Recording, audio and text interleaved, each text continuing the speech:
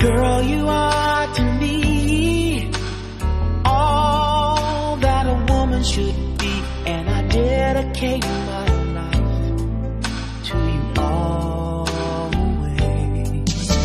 A love like yours is rare. It must have been sent from up above.